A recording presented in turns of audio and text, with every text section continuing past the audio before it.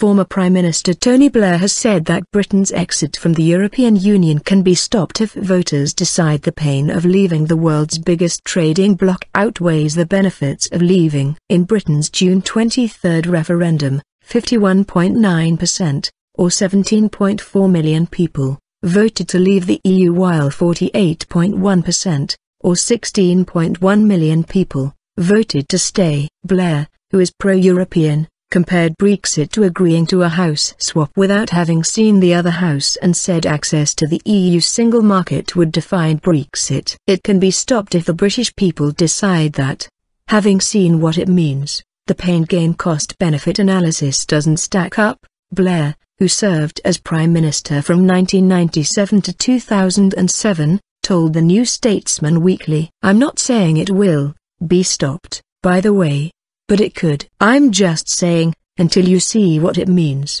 how do you know?" said Blair, who added that he was not planning to return to British politics because of hostility toward him. While most British politicians agree the referendum result means a divorce must happen, some EU leaders have openly speculated over whether Britain might reconsider the divorce.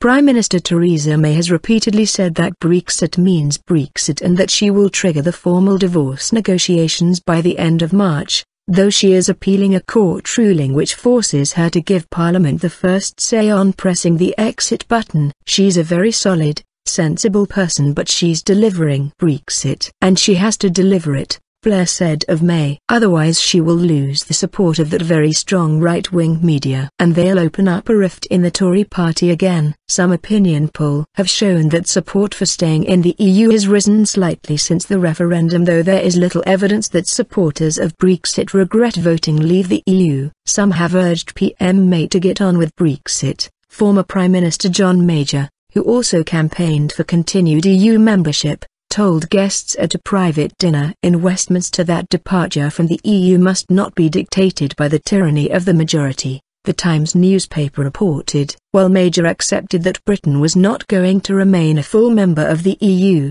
he said he hoped for a deal that would enable Britain to stay as close as possible to the Union and what he called the richest market mankind has ever known. "I hear the argument that the 48% of people who voted to stay should have no say in what happens," Major was quoted as saying. "I find that very difficult to accept. The tyranny of the majority has never applied in a democracy, and it should not apply in this particular democracy," Major said. He added that there was a perfectly credible case for a second referendum.